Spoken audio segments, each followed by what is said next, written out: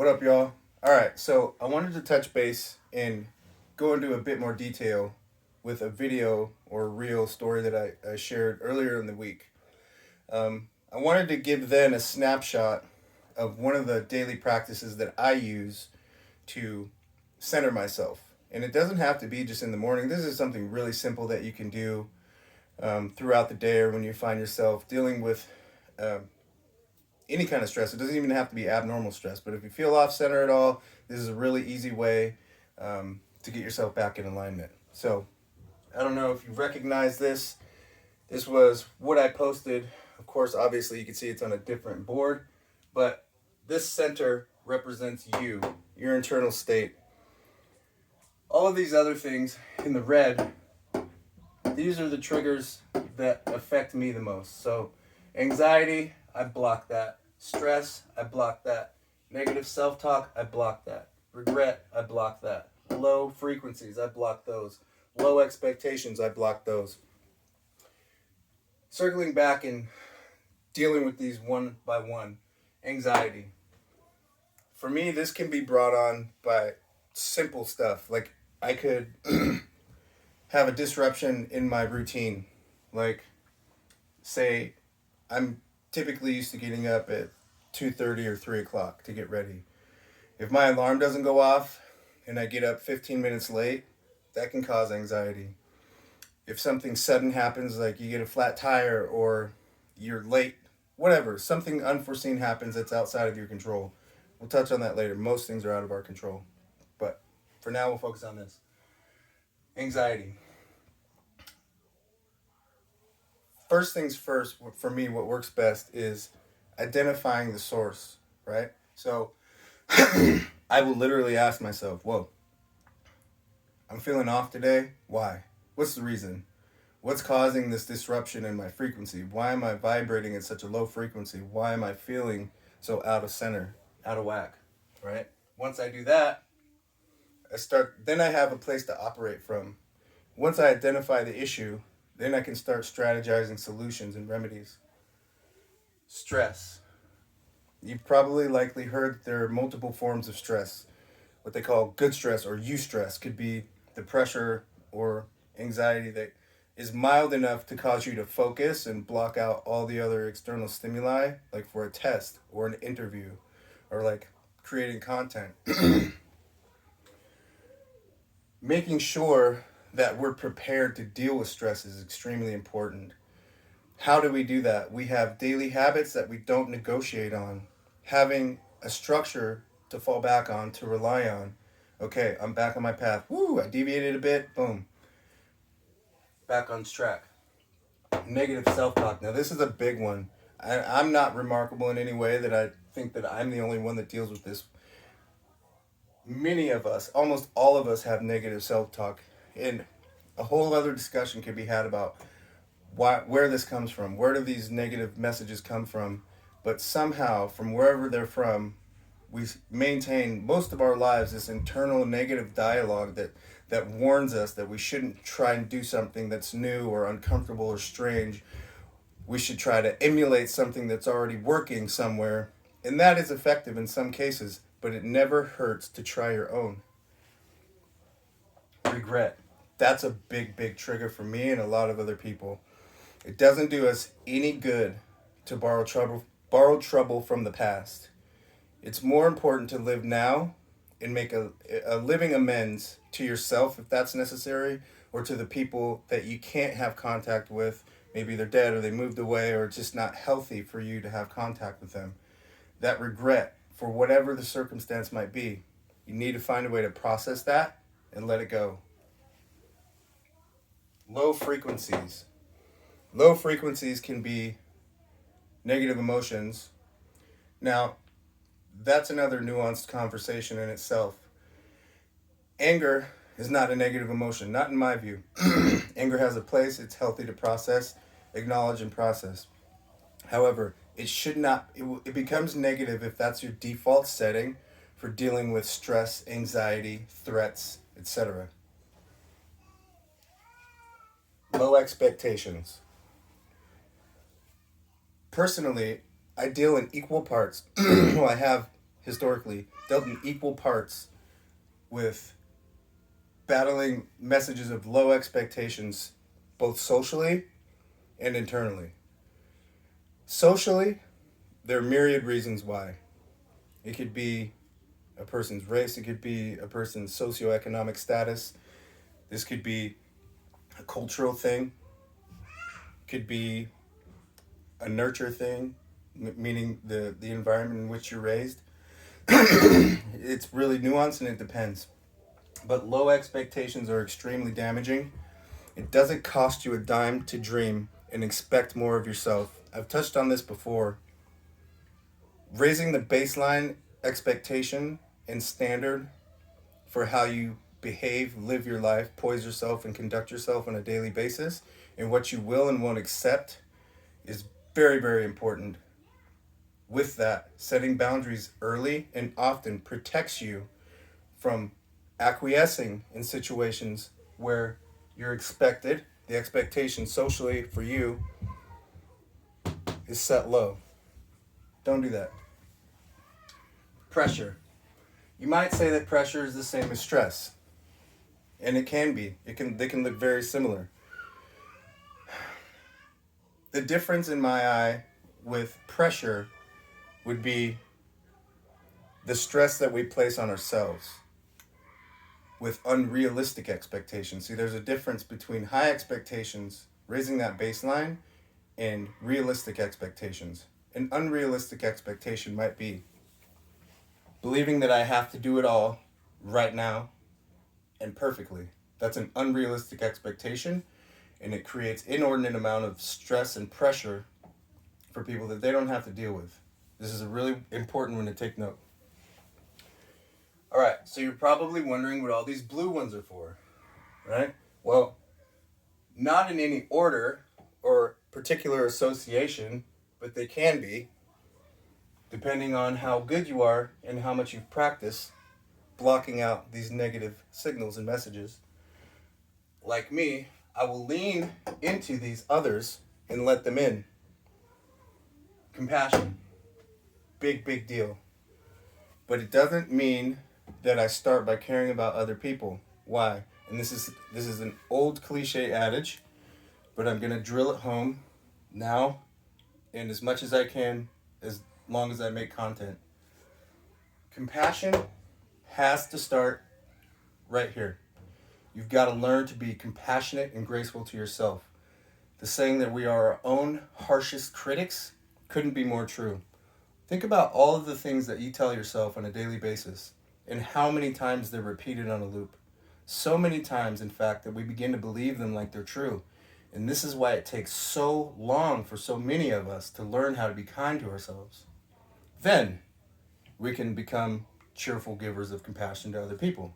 And it is in fact genuine in that sense. If you're not kind to yourself and you're kind to everybody else, you're creating a compassion deficit in yourself. You're pouring from an empty cup, simply put. Acceptance of good from any source. Now this right here is another biggie. For me, for sure. What does that mean? I can accept good from anywhere. Who wouldn't? Give me a second. A simple example would be a person with political views or beliefs that are opposite of yours. Right now, those things are so polarizing, and believe me, I'm not going to get into it. Just as an example, something that we can all connect to. Say someone votes for Trump and the other votes for Biden. Neither one of them are going to be open to receive good messaging from the other based on that one thing. Because that one thing becomes so polarizing, all assumed good intent is gone, right? That person has now become the sum total of that one determining factor. No good can now be accepted from that person so long as we operate from that position. You gotta let it go and accept good from any source. You know how rich spiritually you become by accepting good from any source? phenomenally rich. Cheerful giving. Now, I don't mean every time someone asks you to borrow money, you should just give them half of what you have. You'll rarely ever hear me talk about money and finances because I think that operating from there is probably one of the lowest frequencies in which we can operate from.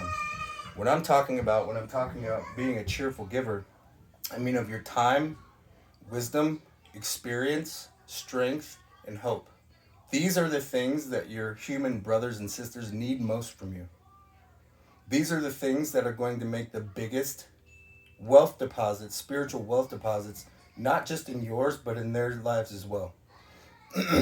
See, the great thing about being a cheerful giver of your time is even if you don't notice it, you get more back from that liberal giving than you'll ever in your lifetime be able to give. Trust me on that. That's a fact. Regular processing. This is another big. They're all big ones, but this is a really important function of your daily life and a great habit to have. So many times we believe, I don't have time to slow down. I can't process this right now. You do. You do. And I'll prove to you why you have time. Because if you don't, it will force you to have time. It will take time from you to feel it negatively, to have it burning in you, to create a resentment in your life, to create a deficit spiritually for you, to create a barrier to communication for you. And it will compound. It will be like that big 8-foot cyclops with big sweaty muscles doing push-ups. Right here. Right in the center of your chest. Just sucking you dry. Okay? Process everything. Do not let anything slide. Process it all.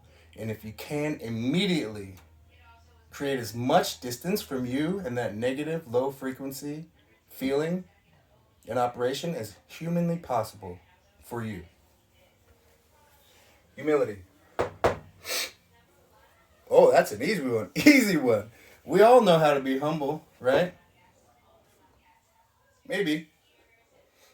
I wish this was like a live call because I'd want to know. I'm curious to know what your idea about humility is. I have an idea that humility has less to do with self-deprecation and small I's and big U's, putting everyone before you, than it does with healthy confidence, healthy strength, leading thought, sharing ideas, giving cheerfully of your time, accepting good from every source. Because a person who doesn't live with real humility, this is the person that feels like they don't need any of those other things.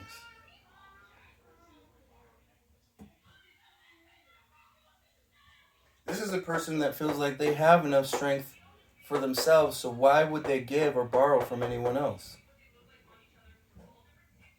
Humility, and this may feel counterintuitive, humility means I'm open to share everything with you spiritually. Everything. Because I have no secrets. A person with genuine humility is an open book. I'm not ashamed of my scars. I wear them proudly. No, I'm not the sum total of my trauma. I'm not a manifestation of all those things exclusively, but they're mine. I went through them. Those are mine. Yeah, you can see them. I'll show them to you. You want to talk about it? Let's talk about yours too. All right? Grace. That's a tough one because we all deal with pride. I don't have that up there. We all deal with pride.